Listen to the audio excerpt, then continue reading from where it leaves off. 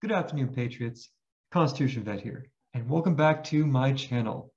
The world is in chaos, and the future may seem uncertain, but take heart and know that there are some things that will remain certain and steadfast.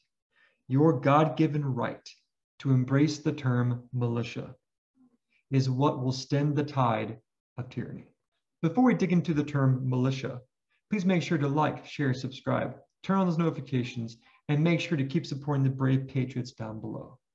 And now, a brief word from our sponsor. Owned and operated by veterans, Freedom Hill Coffee Roasters create exquisite brews from select beans, offering a wide selection of roasts and merchandise. Apply Constitution Vet for a 10% discount on your next order.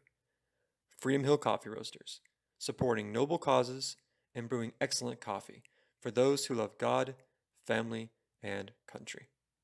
Now, without any further ado, sit back, relax, grab your drink, and let's get started. What image best describes America? This can vary person by person, obviously.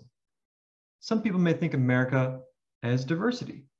People from all walks of life enjoying the same freedoms and same rights, no matter what you believe in or by what you do.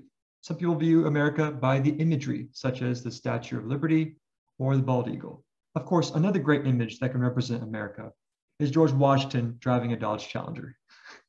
But what is the real image of America? How can we boil down all this complexity into a single, concise image? The answer? The militia. Without question, this is the image that describes what Americans truly are, what this country really is. As I mentioned before, the world is in chaos right now. People from multiple countries are rising up against tyranny. But what separates Americans from every other person in the world is the right to keep and bear arms. When you watch videos of people protesting in countries like Germany, France, or Australia, the reason why their governments are able to impose tyrannical measures is because their populace, their people, are not armed. However, in America, when the ruling power create new forms of tyranny, they are going up against the most heavily armed populace in the world. Works by David McCullough, such as 1776 and John Adams, both paint a very clear picture on what the militia actually is. First, the militia were not soldiers of the military. They were citizens of each colony. See, let's not forget, when our country was first founded, we were colonies. And the people of those colonies were fighting against a tyrannical monarchy. Man, woman, child, if you could operate a firearm, guess what? You were a militia. It was the militia, not the Continental Army, that served as the primary force against England's tyranny. After the Revolutionary War, the Second Amendment was created to protect the militia. The US citizen is a militia.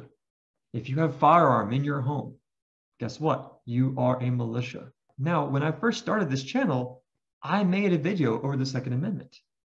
But with everything going on recently, I chose to revisit this topic. But what does the Second Amendment actually say? A well-regulated militia, being necessary to the security of a free state, the right of the people to keep and bear arms shall not be infringed. The militia are the people, not the military, not a police force. More importantly, in the Federalist Papers, James Madison made it very clear that this right was not created just for hunting or self-defense, but to serve as a bulwark against future forms of tyranny. You can read the quote down below. Today, there are different types of militias. The first kind are organized public militias, such as the Texas State Militia or the Arizona State Militia. These are approved by the state government. The second kind are unorganized private militias. These are formed by private individuals, creating a sort of paramilitary organization based off of their own interpretation of the word militia. The third and most important kind, in my opinion, is the family.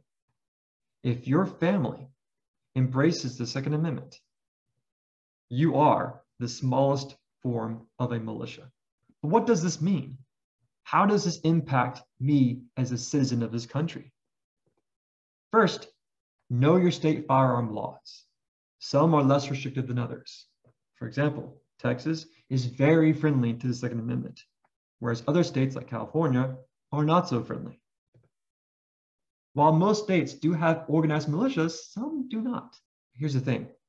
If you are nervous about the future, if you're scared or worried, save up, stock up, and train up. As you can see by the image, you know what I'm referring to. And finally, the only thing stopping America from becoming England, France, Australia is the Second Amendment. Only in America will you see a fully armed citizenry ready to protect their lives, families, and freedom against an oppressive government.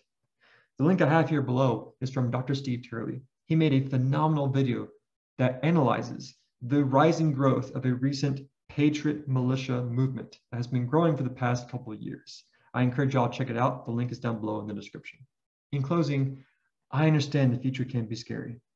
And if you go onto the news or other media platforms and you see what's going on in our nation and the world, it's very tempting to just quit and surrender. However, when you take the time and actually read the Constitution, you will soon realize that your God-given rights are not protected by some piece of paper. At the end of the day, worst comes to worst, your rights are protected by you. As you embrace your inner militia, you will experience a new peace of mind within an increasingly tumultuous world. Never surrender, never submit. This Constitution Vet, signing out.